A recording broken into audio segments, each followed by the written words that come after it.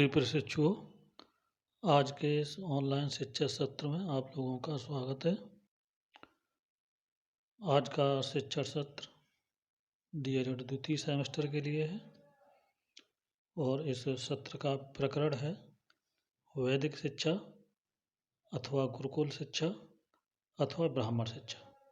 ये तीनों नाम एक ही शिक्षा के लिए हैं और इस वैदिक कालीन या गुरुकुल कालीन शिक्षा का जो समय रहा है वो 2500 ईसा पूर्व से लेकर 500 ईसा पूर्व तक का रहा है। इस तरीके से ये जो वैदिक कालीन शिक्षा है ये लगभग 2000 वर्षों तक अस्तित्व में रही है। इसकी जो मुख्य विशेषताएं या इसकी जो गुण है उनका हम आइए आज विस्तृत अध्ययन करते हैं।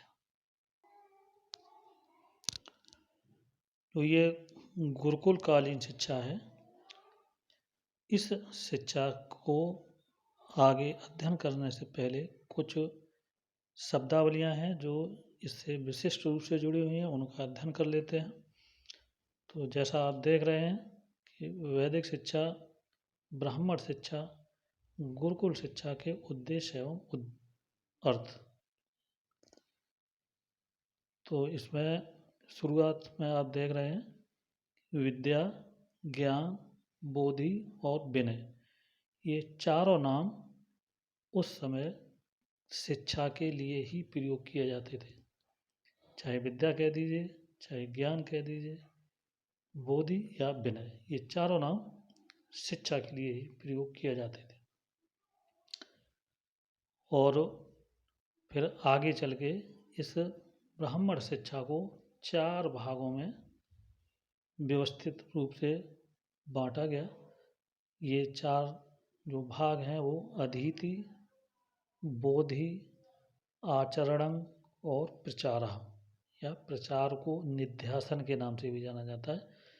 जैसा कि आप पूर्व में विदित ही हैं कि इस जो शिक्षा थी, इसका जो भाषा थी वो संस्कृत भाषा थी।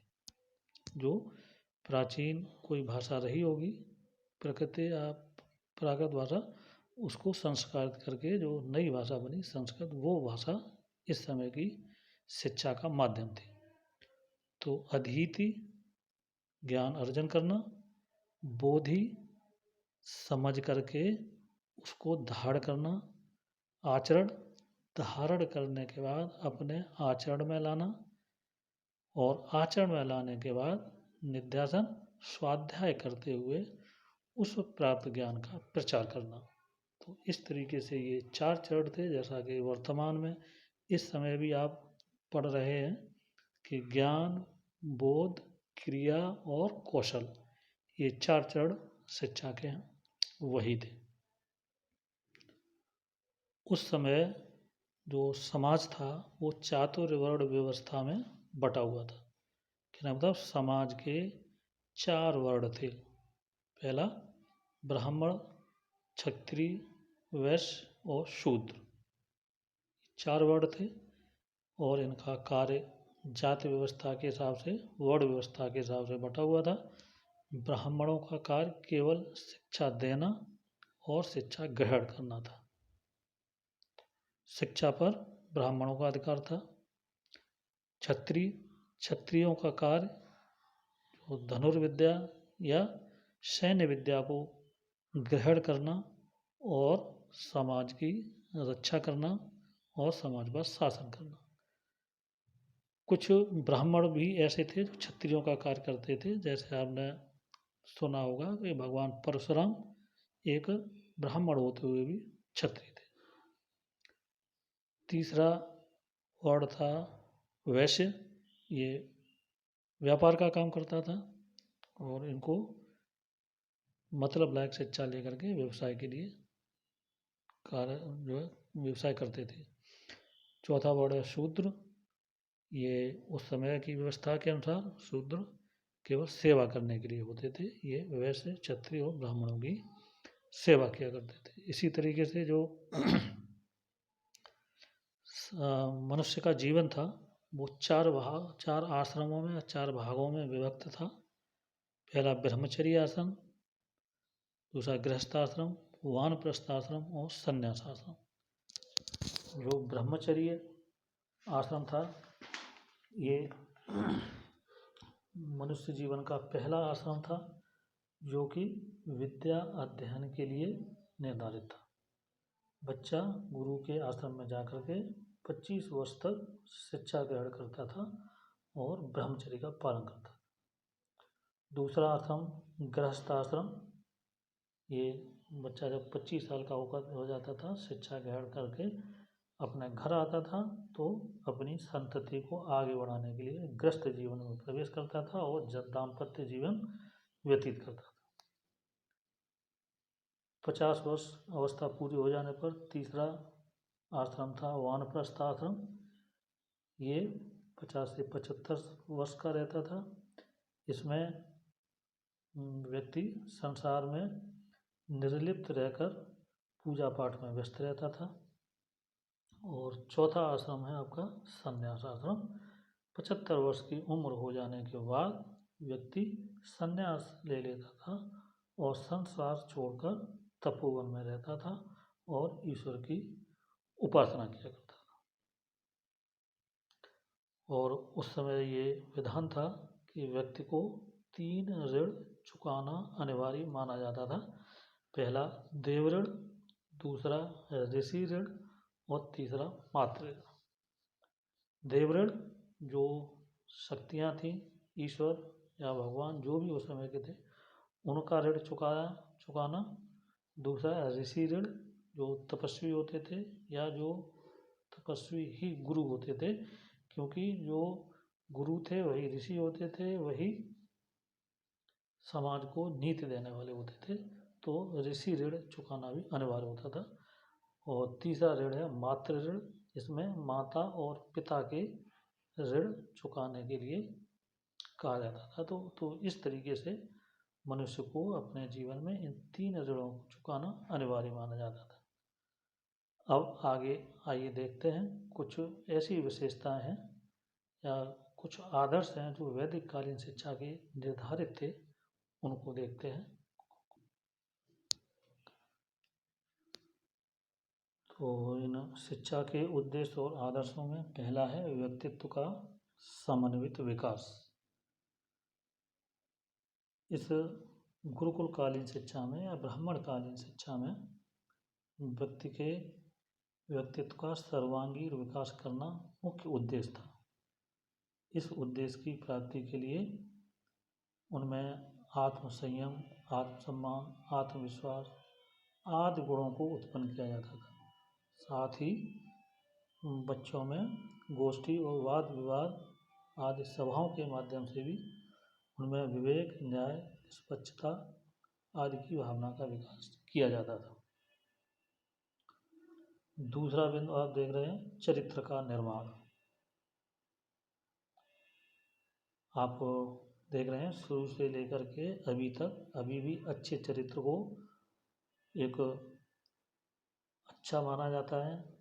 कहावत है ना कि स्वस्थ चरित्र और स्वस्थ शरीर एक अच्छे रत्न के रूप में हैं, इसलिए व्यक्ति को अच्छा चरित्र रखना चाहिए।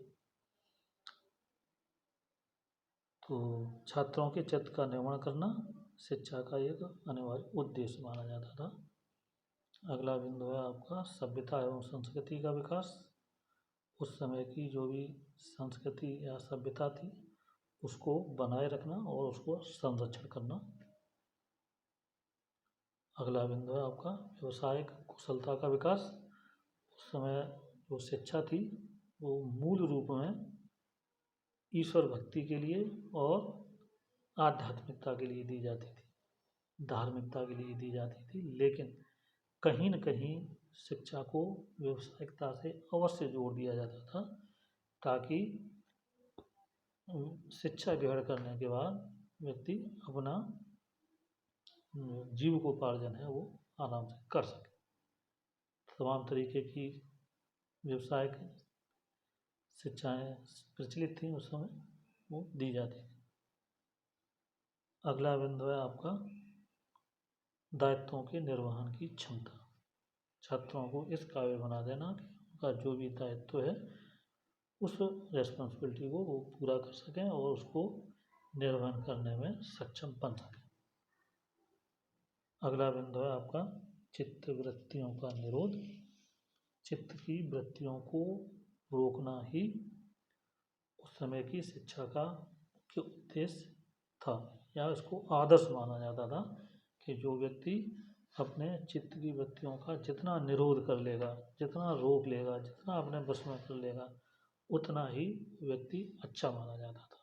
वर्तमान में भी जो चित्त वृत्तियों को अपने बस में रखता है, अपने मन को अपने काबू में रखता है, अपने अनुसार अपने मन से कार्य कराता है, उसको अच्छा व्यक्ति माना जाता है। अगला है ज्ञान एवं अनुभव पर बल। उस समय जो शिक्षा दी जाती थी उसमें ज्ञान और अनुभव, नॉलेज एंड एक्सपीरियंस दोनों पे समान बल दिया जाता था, क्योंकि ज्ञान अर्जन करने के बाद अनुभव ही एक ऐसी चीज़ थी जो उसके ज्ञान को अछोड़ रखता था। क्योंकि वर्तमान में तो ज्ञान प्राप्त करने के बाद परीक्षा होकर के एक आपको प्रमाण पत्र या डिग्री दे दी जाती है। उस समय ऐसा कोई प्रावधान नहीं था कि जो ज्ञान अर्जन किया है उसकी परीक्षा के बाद आपको प्रमाण पत्र या डिग्री दी जाएगी। उस समय अनुभव ही सब कुछ था। अगला बिंदु है आपका ईश्वर भक्ति एवं धार्मिकता। उस समय ईश्वर भक्ति और धार्मिकता दोनों को एक साथ रखा जाता था और ये संकल्पना की जाती थी कि जो ईश्वर है वो सर्वशक्तिमान है, सर्वव्यापक है और वही सब कुछ हमसे करवाता है और करता है। तो इस तरीके से हमें ईश्वर को मानना चाहिए, उसकी भक्ति करना चाहिए और अपने आप को धार्मिक रूप में प्रस्तुत करना चाहिए समाज के सामने, जिससे कि जो भी दुष्प्रवृत्तियां हैं वो ना आए और समाज एक अच्छी दिशा में गति रह सके। अगला बिंदु है आपका नागरिक एवं सामाजिक कर्तव्य पालन की भावना का विकास। इसके लिए उस समय गुरुओं के द्वारा नागरिक जीवन को सुरक्षित रखने के लिए या नागरिक जीवन के हमारे जो भी कर्तव्य हैं, चाहे वो मूल अधिकार हों, चाहे हमारे मूल कर्तव्य हों सारे, और सामाजिक कर्तव्य, दोनों को ही पालन कराने की भावना का विकास गुरुओं के द्वारा करवाया जाता था। और वे समय समय पर अपने वक्तव्य दिया करते थे, जिनमें बच्चों को सिखाते थे कि किस तरीके से हमारे जो अतिथि हैं उनका हमें सत्कार करना चाहिए, दीन दुखियों की सहायता करना चाहिए, जो हमारा साहित्य है उस साहित्य की हमको निःशुल्क शिक्षा देनी है, परोपकार की भावना को बना के रखना है और हमारे जितने भी रिश्ते हैं उन सबको बना के रखना है। तो इस तरीके से ये हमारी जो वैदिक कालीन शिक्षा थी ये कार्य करती थी। इस शिक्षा की प्रमुख जो विशेषताएं हैं उन विशेषताओं का अध्ययन हम कल करेंगे और देखेंगे कि प्राथमिक शिक्षा किस तरीके से वैदिक कालीन समय में आगे बढ़ी है और उन्होंने अपना विकास किया है। ठीक है, धन्यवाद।